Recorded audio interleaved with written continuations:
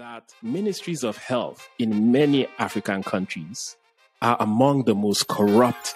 I'm sorry to say, but they are among the most corrupt ministries. And not necessarily because of the people working there. So you have a lot of great technical officers, program officers. The technocrats are going about doing their job, trying to make ends meet, with whatever eventually trickles down to them. But unfortunately for the politicians that end up being in charge of these ministries of health, they tend to use it as a cash cow. It's unfortunate, but let's just call a spade a spade.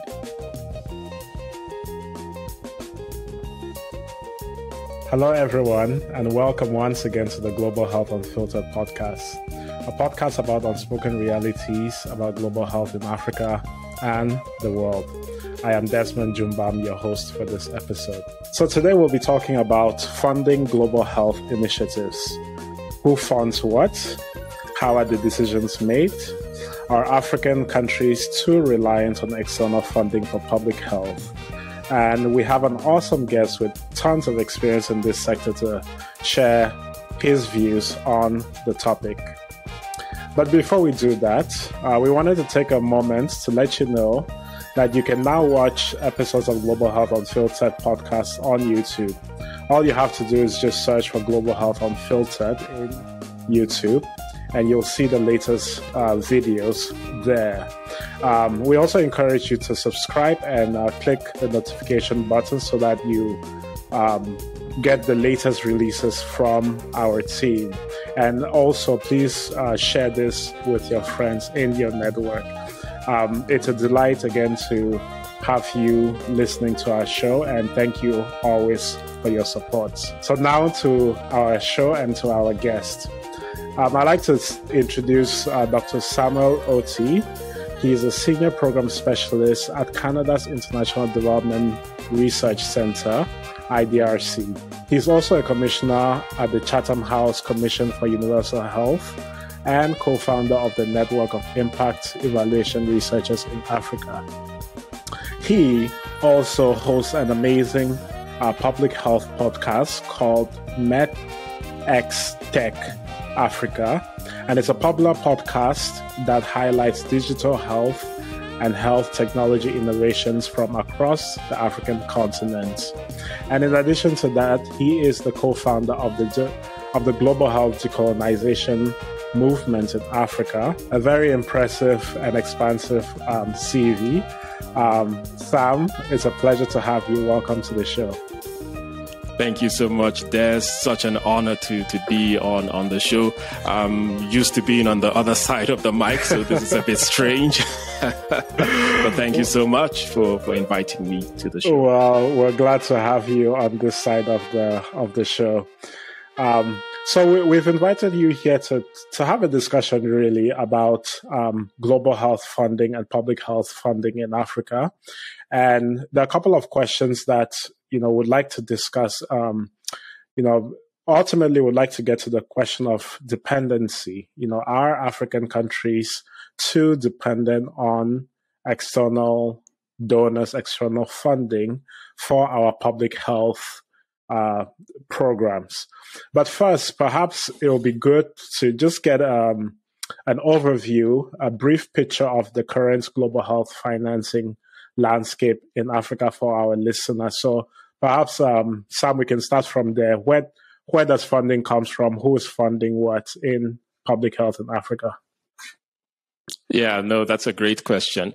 And I think it's not an easy question to answer, but I think one indicator that sort of gives us a sense of where funding is coming from in the global health space, especially in Africa, is to look at what percentage of health expenditures in any particular country or context comes from external sources, such as bilaterals, multilateral agencies, donors, philanthropies, charities, etc.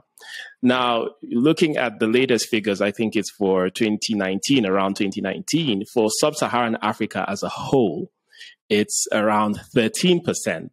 So for all the countries in Africa, you put all their health expenditure together, 13% of that comes from external sources. Now, that might not seem too big, but we need to put it in context. First of all, Sub-Saharan Africa is second only to the Pacific Island small states in terms of what proportion of health expenditure comes from external sources. So for Sub-Saharan Africa, like I said, it's 13%, but for the small states of the Pacific Islands, it's 22%. Now, the next group that's in third place, so to say, is South Asia. And guess what? Only 2% of their health expenditure comes from external sources. Middle East and North Africa is 0.5%, and Latin America is 0.2%. Moreover, that 13%, it masks a lot of heterogeneity. So there are countries like Mozambique where it's as high as 63%. South Sudan is 55%. And in fact, if you ranked all the countries in the world in terms of this indicator, Africa has 14 countries in the top 20. Right. And those countries all fall within the range of 30 to 65% of their health expenditure coming from external sources. So yes, I think it goes without saying that there is a significant dependency problem in Sub-Saharan Africa. Wow. That's an interesting, quite interesting stats, 13% in Africa, Sub-Saharan Africa versus 2% in Asia. That's quite a gap. I wonder if you can comment as to whether this trend is increasing, whether, there's more dependency on development assistance for health now versus, I don't know, maybe 2 decades ago, or, what's the trend? Yeah, so the trend has been, I'd say over time, it has increased. So if you look at between like 2000 and 2010, 2012, I think that's where there was a steady increase, right? But since then, up until the latest figures, which, like I said, is around 2019, there has been a steady decline. So it's not gone down to the levels where it was back in 2000, but it's less than it was in 2012, 2010. Right. Okay. And so clearly there's, like you said, there's some kind of dependency problem where, at least in many African countries, not all, right, but in many African countries, a significant majority of the healthcare expenditure is from external donors. And why is this a problem? Yeah, so I think there are quite a number of issues that, and don't get me wrong, right? External funding is not bad. So it's not inherently bad. So I don't want to give that impression at all. In many contexts, and I guess in all the contexts where there is a significant dependency on external funding, is because there is clearly a need. In those contexts, right? And so external funding is helping to meet that need. I think the issue is how that external funding is deployed.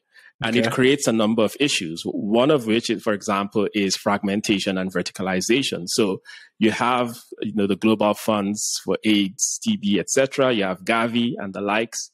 And so when you have those kinds of funds, what they do is they create vertical programs to address very specific gaps or needs in the health sector, in the health system, in a particular context. So, for example, all the funding that goes into HIV, what we've seen is that it tends to create these vertical HIV programs that are very well funded, that achieve their goals. And so on the surface, those kinds of approaches and those programs are doing really well. And oftentimes they are needed because the health systems in a lot of African countries have challenges. And so there was a legitimate need to create those vertical programs to be able to tackle these serious problems, health problems at the time. But now what happens is that there is no incentive for these programs to be integrated into the healthcare system. So there was a study in Kenya that looked at this, and it found that a lot of the people, the health workers working in these vertical programs, they did not want to give up, I would say the comfortable life that that they had sort of come to become used to as a result of this well-funded integrated programs. They didn't want to lose control of resources. They didn't want to lose control of influence. And so there is no real incentive for them to integrate into the rest of the healthcare system. And so the rest of the healthcare system suffers.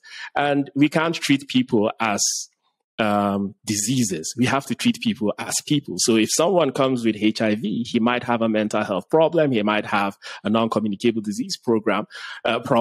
But if you only have funding to address his HIV or her HIV or their HIV, then you neglect the other problems that could, be harmful to them as well. And that fragmentation also creates transaction costs, which we don't talk about, because health officials, policymakers, they're dealing with so many different donors. And so they're not spending enough time on,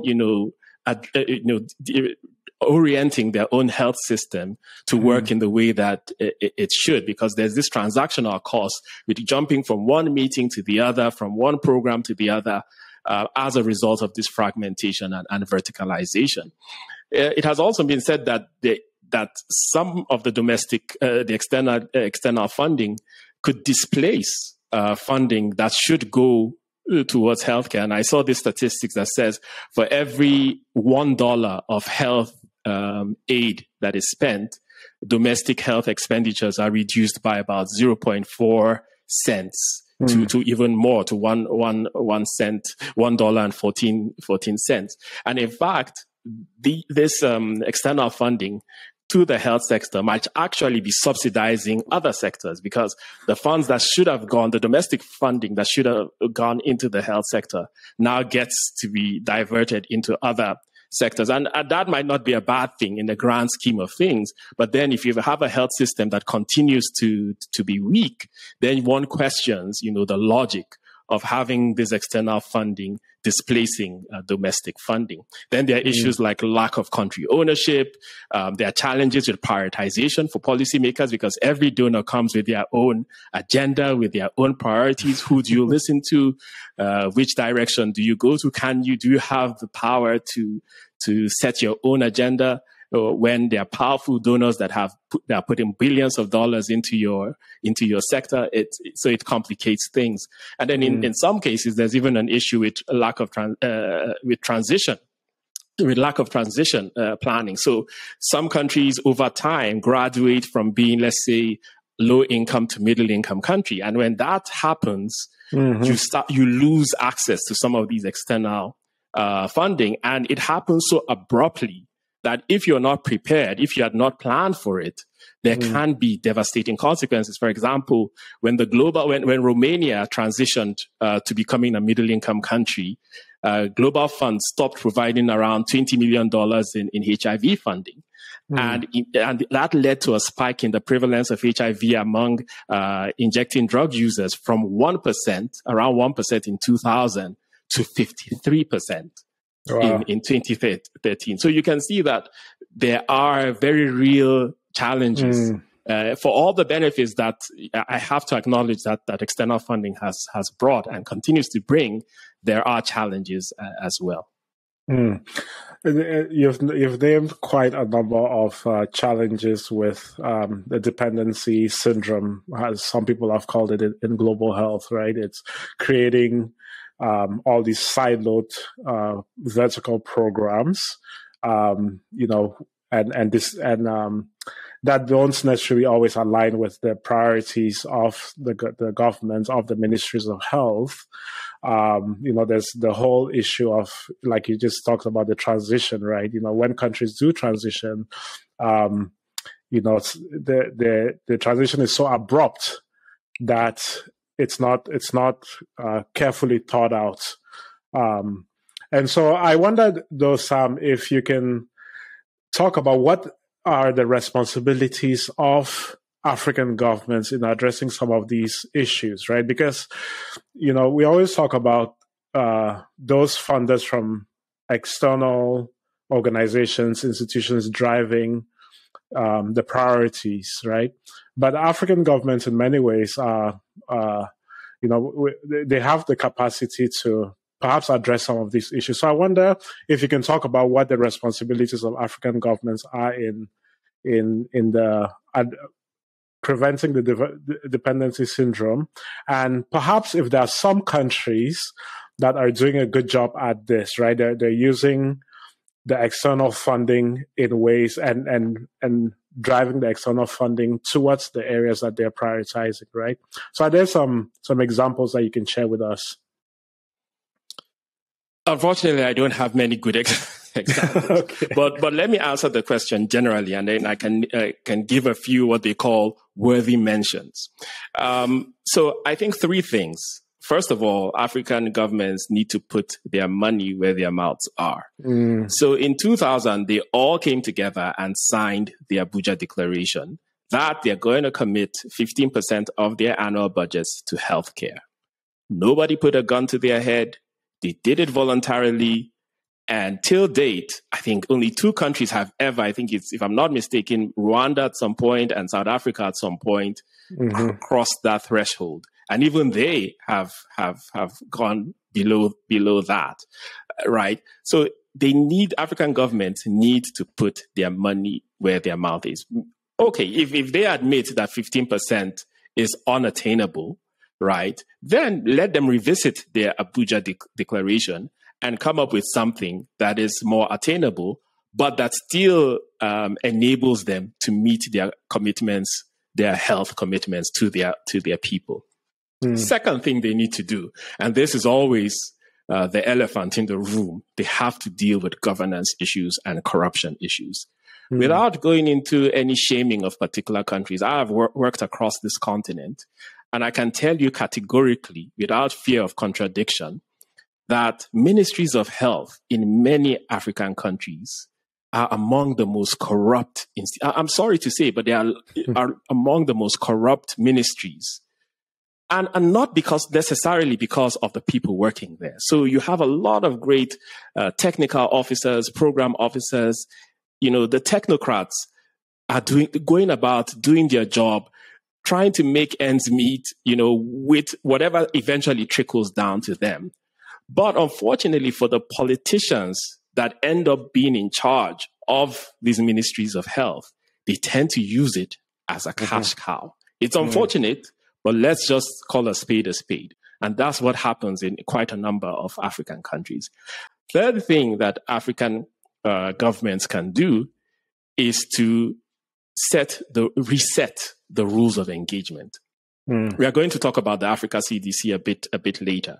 But I think that their new public health order is something, and I know African heads of state have signed up to that, but I think the spirit of that is all about resetting the rules of engagement.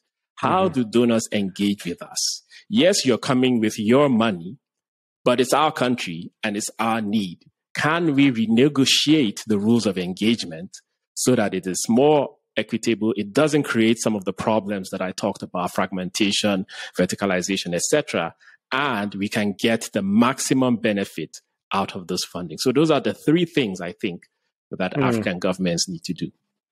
Three very concrete things. And, to the first point, I wonder if African governments most African governments, almost all of them, have not committed to the 15% Abuja Declaration because of this dependency syndrome, or this idea that the healthcare sector is being managed, it's being taken care of by external funders, right? Again, you gave the stat that for every dollar, there's a certain amount that is removed from the health sector, and maybe it's put somewhere else, or we don't know, but there's a displacement from the health. So I wonder if there's an element of that. But to your second point, I wanted to ask, why is corruption? It seems to me that corruption is not spoken quite broadly in mainstream global health discourse, right? If you're on the continent, if you're engaging with the ministries, people talk about it, right? And it's a major problem, but it seems like just broadly in global health, this is not an issue, unless it's not a main issue that is discussed. So why do you think this is the case? Fear. That's the case. Fear. Which funder wants to go to a country and point at them and say you are corrupt? No funder wants to do that, because immediately you'll probably be kicked out of that country. And we've seen it, like in Kenya, for example, during the elections, civil society that had received funding to be champions of democracy, a lot of them got their NGO licenses revoked because they were seen to be used by external influences, by foreign entities, to try to influence the outcome of elections in Kenya, and it's happened elsewhere on the continent. So most donors they're not going to touch the issue of governance and accountability with a long spoon. They'll probably try to find ways around it, which is what things like verticalization is all about, right? Or find other ways, maybe framing it as performance-based, whatever, So, but to address it head on. I think it's up to the people of the respective countries to do that. I wouldn't expect any donor to have the cojones. Can I say that? On YouTube. Unfiltered. Unfiltered. So there's an element of fear. Fear from external donors to call out the corruption that exists in some instances. But is there fear from those working within the development sector to also speak out, right, about corruption in Cameroon, for example, right? If you're working for a USAID, right, you're less likely to is that? Do you think that that's an element of it? Certainly, I think that is definitely an element, because again, the thing about corruption is that we cannot take corruption in the healthcare sector in isolation. We have to think about corruption as a societal issue, as a political economy issue. So health is not special, right? It's just that because there's so much funding coming in from external sources, there tends to be this tendency for the health sector to become a point of leakage, right? Right. But because corruption is societal, if you have a system, a political system where the civic space is so constricted that people cannot talk about corruption, then you don't expect someone at USAID or even a local NGO to speak about it, because the consequences will be swift. And even if you have a situation where there's some level of freedom to speak about corruption, it now depends on the risk appetite for that particular institution where you work. You might be in an institution that depends so much on soft funding, for example, that they know that, right, if they get sanctioned by the government, the funders will run away. So you don't want to be that CEO, that executive director that jeopardizes everybody's salary because you're feeling like a hero and an anti-corruption guru, right? So it's difficult, especially because for global health, governance is not our forte, right? So you have civil society, you have NGOs that deal with justice and governance issues, and they are funded by donors who, who that's their space, and they want to bring about change. And even they face a lot of backlash and retaliation often for being in that space. So I'd like us to maybe, speaking of external funders, switch directions and talk about the role of the diaspora in funding. And I see we have my colleague Ulrich joining us. Hey, Ulrich. Hi, Ulrich. Hi, Des. Hi, Samuel. Good to have you. Yeah, thank you. We're right in the middle of a very heated discussion around funding, and we're just about to talk about the role of the diaspora. When you look at remittances to the continent, right? There's millions and billions of dollars that those in the diaspora send back home, for various, to help family members and all of that, right? But do you think that there's a role for the diaspora to play a bigger role in this space of developing healthcare back home? Is this an opportunity? Is this an untapped opportunity that we should pay more attention to? Let me put on my Martin Luther King voice that I have a dream that one day there'll be the Diaspora Global Health Fund, Africa Diaspora Global Health Fund. Sounds nice. Yes, because there is, on a serious note, there is so much untapped potential in the diaspora. I saw a report that says there are around 160 million Africans living in diaspora, and that this African diaspora has actually become the largest financier of Africa. For example, in 2021, an estimated $95 billion in remittances came from the African diaspora versus $35 billion from overseas development assistance in the same year. So there's tremendous potential. But the thing is that much of those remittances are going towards gifts and meeting personal needs. So is there a way to organize? Is there a way to centralize, say, even if it's 10% or 20% or even 5% of those remittances, maybe into some kind of development fund or facility? Wow. If it's 10%, we are talking of $9 billion. That is a significant amount of funding. Right. Yeah. So that's why I said I have a dream. I don't know if it'll happen, but there is potential there. Well, let's talk a little bit about it, about that dream of yours. I mean, what do you think it's required? What do you think it would take for such a fund to be created, an African health diaspora development fund, something like that? Yeah, it's of course. Where there's a will, there's a way. So I think if people like you, Des, and your reach, if I know so many great Africans in the diaspora and in the global health and public health space, if there's a way to come together, I think it's very much possible. I think what is happening now is that we are just so fragmented. So we are organized by in fact, there are groups that are organized by their villages, their rural village. So you have this, I don't know, diasporans of XYZ village from, I don't know, Nigeria or Cameroon or wherever. We are so fragmented. And that has its purpose. I'm not trying to demean them. Those serve a very important role in keeping people connected to their local communities, even though they're in the diaspora. But that fragmentation does not allow us to sort of leverage the power of the collective, so to say. So I think it just needs a few people coming together, looking past our different ethnicities and nationalities, because we also have to recognize that we are not particularly great at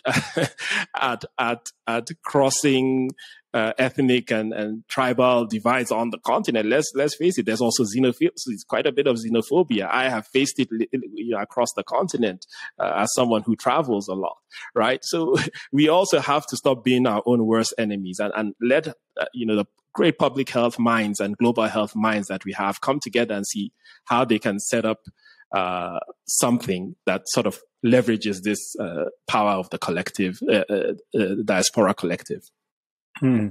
So you're right. I mean, I think there are lots of, language groups or tribal groups that organize themselves in the diaspora.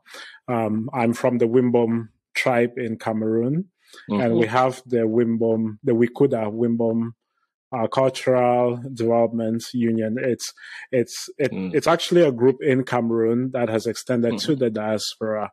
And I've been to several of the meetings. In the last one I attended was like 2 years ago in Maryland.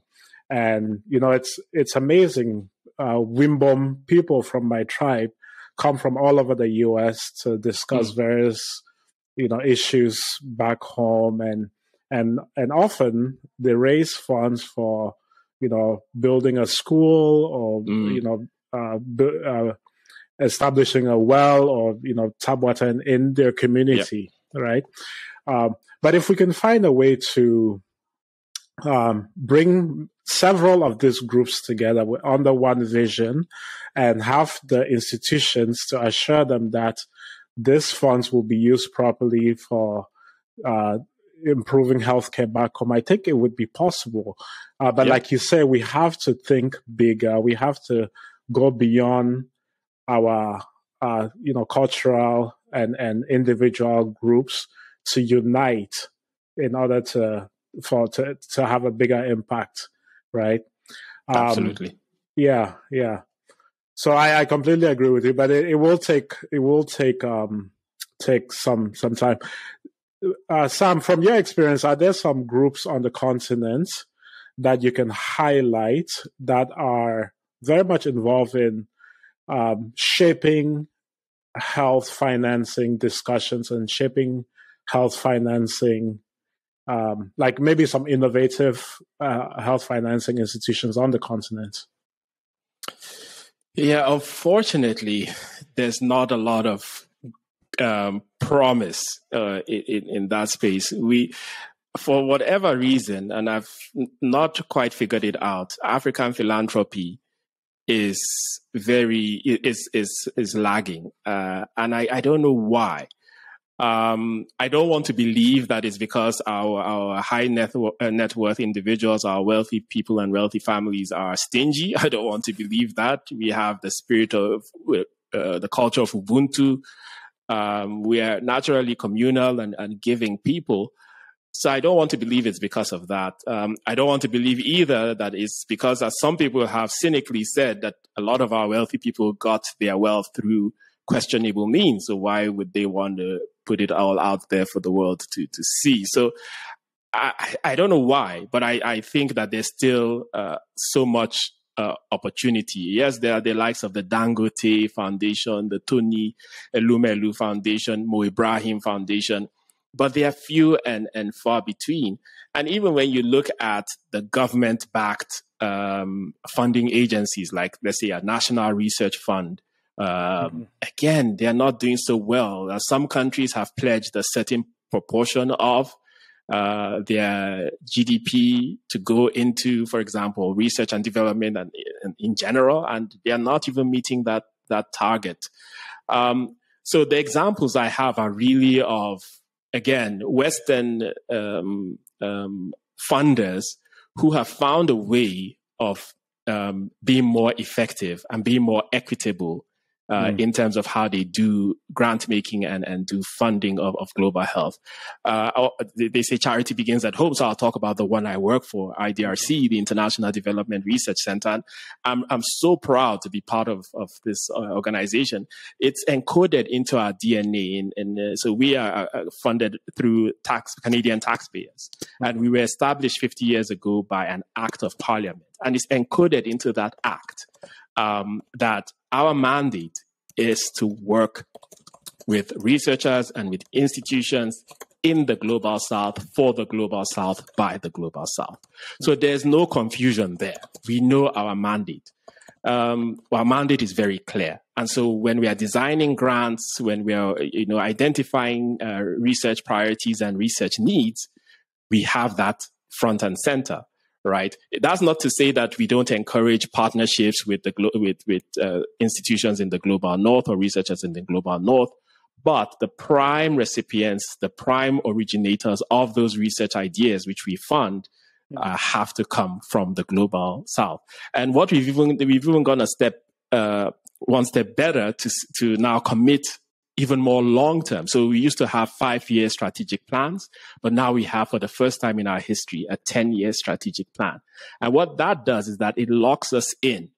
It commits us to certain causes. So, for example, in global health, we are very much interested in funding strengthening epidemic and pandemic preparedness and response in developing countries. So that means for the next 10 years, we are going to be working with grantees, with researchers, with research institutions in the developing world, in the Global South, on how we can strengthen their capacities and their ability to be better prepared for the next pandemic. And that has so many advantages. It gives our partners, because change takes time, right?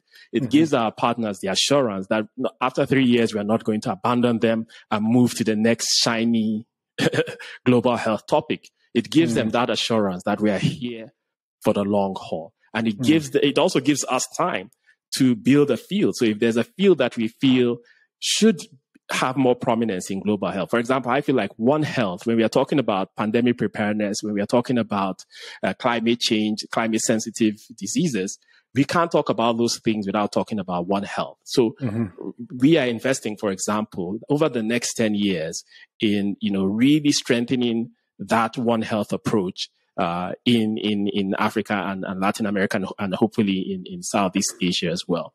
Another example is this Delta's Africa program. I don't know if you've heard about it. It's funded by the Wellcome and FCDO. It's a multi-million-dollar program. So the acronym is Developing Excellence in Leadership, Training, and Science in Africa. And as the name implies, it's all about enabling African researchers to conduct cutting-edge science research. I like that it is long-term. I like that it puts African researchers and institutions at the center of the initiative and not at the periphery. I like that even though the phase 1, so it's currently in phase 2, even though the phase 1 had some governance issues, the funders did not throw away the baby with the bathwater. They didn't say, oh, you Africans, of course, what did we expect? No, they found a way to pivot and keep the funding in Africa. There's also something similar with the EDCTP program that is supported by the European Union that focuses on clinical trials and building capacities in Africa on clinical studies. Then there's one that is sort of a new kid on the block, so to say. You've probably heard of Mackenzie Scott and the unrestricted funding that she's given to a lot of institutions and organizations around the world. And I personally know of 2 institutions in Africa that have benefited from her unrestricted funding. And contrary to the fears of some funders regarding unrestricted funding, these 2 institutions are not using their funds to buy luxury cars or whatnot. They are using it to build world-class infrastructure, such as laboratories and other buildings that will position them to do world-class public health research. So it's unfortunate that, again, even the good examples are not from, not originating within the continent. But at least it shows that there are some funders out there who are thinking of doing things differently and are beginning to do things differently.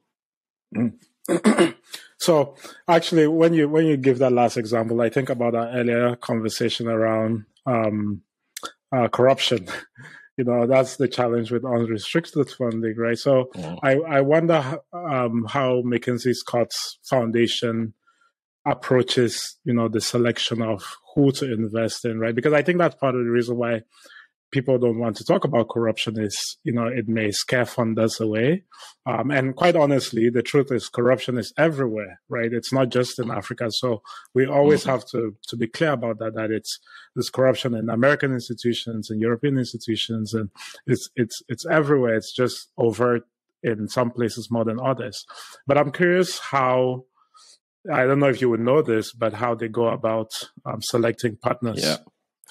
I don't know the details, but on the surface of it, what I've seen is that they go for institutions that have earned their stripes. And I think this is the thing, that if you have an institution in Africa that has been around for 20, 30 years, they have evidence of their work. Why are you micromanaging them? Why are you putting all these terms and conditions in funding to them? Doesn't make sense. You will not do that for a Harvard, for example. There are lots of philanthropists that donate to Harvard, and they trust that Harvard, for example, is going to do great stuff. They're not going to micromanage Harvard. They're not going to put so many. That's not to say that Harvard doesn't get restricted funding, but it's all about trust. And so when you have, there are quite a number of institutions across the continent that have been doing great work in global health for many, many years. I think those institutions have earned their stripes. Those are the kind of institutions that I personally would give unrestricted funding to, trusting that they would know how best to deploy that funding. So I think there needs to be that trust, right, in those institutions that are already established. But also, of course, we don't want to leave behind those that are not yet established. But again, you can use those institutions that are established to carry along those that are not. So there's one institution in Africa, for example, that has been around for a while, and they got this certification in, I think it's some accounting. I can't remember the exact terminology, but it's something to do about good accounting practices or something like that. And they got that certification. And so other institutions are now looking up to them and say, so how did you do it? How did you achieve this status? Because this is, it's a sought after status to get. And so that institution now is supporting those other institutions to be able to achieve that accounting status or something like that. I hope I'm not misrepresenting it. So again, if I were a funder, I'll say, okay, well, fine. Instead of me getting nightmares about some other small institution running away with my money, let me work with these big institutions to help the smaller institutions to build their own and strengthen their own capacity, so that eventually it comes to a point where I can just, fund and forget. For me, that's the dream. Fund and forget, because I know you're going to respond to your local context and to your local needs. I don't have to push you in a certain direction because I want it or because I don't trust you. Yes, I was just going to ask Sam that, comment on the question. You mentioned the issue about not only corruption and being able to trust local institutions, and also being in a position where you can partner with institutions and be able to trust that they have those abilities based on their track record. I think one of the things that is not said often is that some of the bigger institutions in the Western world have established systems. When they get grants, for example, they can get all the way up to 50% of the grants for administrative costs, to be able to give that quality of transparency and accountability that everyone expects. But interestingly, when it comes to the low and middle income countries, it becomes almost taboo for them to get a certain percentage for those administrative costs, especially when you consider that these funds come with a lot of strings attached to them, and just being able to do the accounting and reporting would require a certain level of expertise, and that expertise definitely costs money. But there is a tendency, even when grants are being applied by high-income country and low-and-middle-income country institutions, for the high-income country institutions to get administrative fees, but the low- and middle-income country institutions do not get that kind of administrative fees or partitioning. So I'd like to know, what has been your experience regarding that in global health?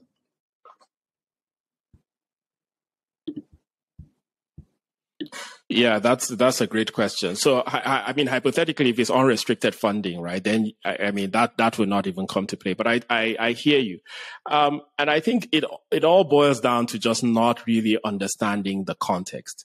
I have worked for global health organizations in Africa where a funder is complaining that our salaries are too much. And I'm like, okay, but you don't really understand the context. If you did, you would not make that statement.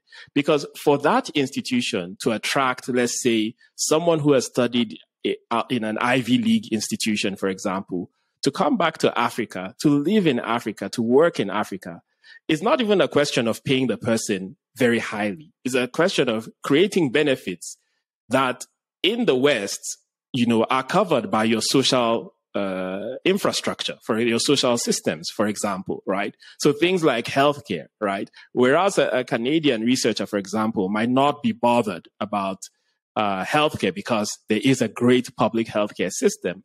A researcher in Africa, if you want to keep them on the continent, in a particular institution, you have to get for them private insurance, and that costs money. So it might not even be that the salary itself is that big, right?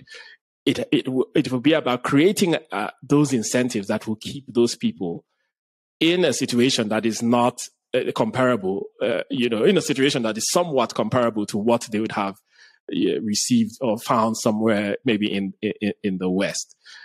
So I think it's just a lack of understanding some of those nuances, that there are trade-offs, right? And so don't just look at the amount, right? Look at the particular context. And I think it also goes back to why I feel that a lot of donors, they need to decentralize power. If they could really empower their regional offices, for example, then those regional offices can make a legitimate call in terms of what constitutes an excessive overhead and what does not in different contexts. And we can't paint all contexts with the same brush. For example, cost of living in Nairobi is higher than in Kampala. So maybe it's warranted to have a higher percentage of indirect costs for institutions in Nairobi versus those in Kampala. But if the headquarters is in Washington, D.C., for example, they might not get those nuances. They might not get those context specificities. And that's why it's so important that the regional offices in Africa, in the developing world, should not just be there as outposts. They should have real power and real influence to be able to pivot to that context. And unfortunately, I don't see a lot of that happening. The power is still very much centralized in the head offices. Thank you, Sam. I think for our last question, we usually like to have our guests give some piece of advice to our listeners. Many of them are young, African up-and-coming public health and medical practitioners.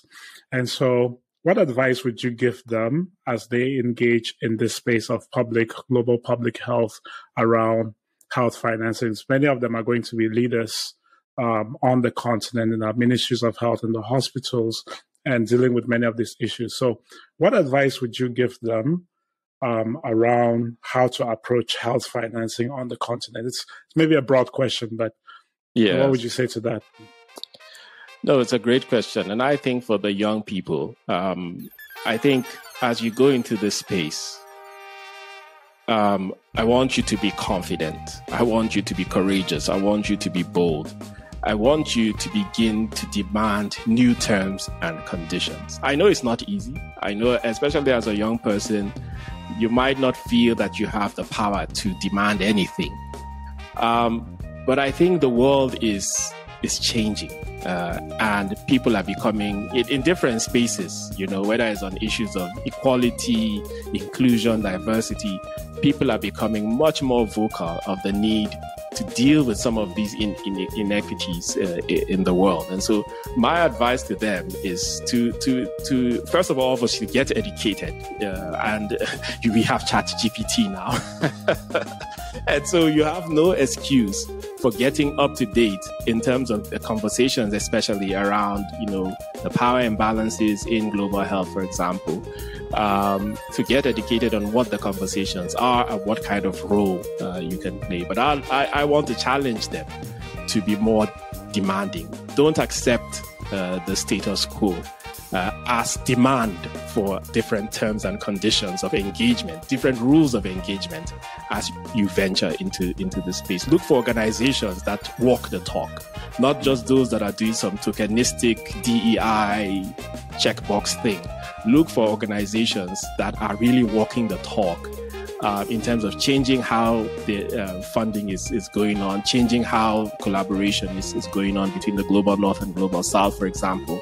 Those are the organizations that when you're interviewing for those jobs, ask the hiring manager what their position is on XYZ and see their response. And if they don't give a satisfactory response, I know it's hard, but if you can walk away and look for that institution that is really serious about doing things differently. Wow.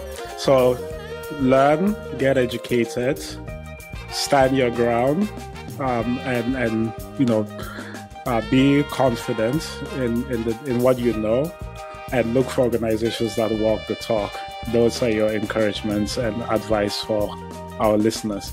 Thank you very much, Sam. It's been a pleasure speaking with you.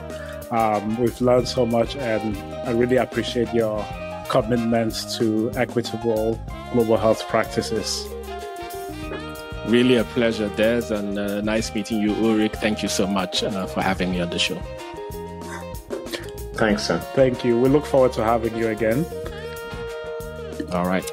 And Bye. we'd like to acknowledge our sponsors for this episode, the Promoting Decolonization Using Innovative Knowledge Practices grants, hosted by the Center for Tropical Medicine and Global Health at Oxford University's Northfield Department of Medicine.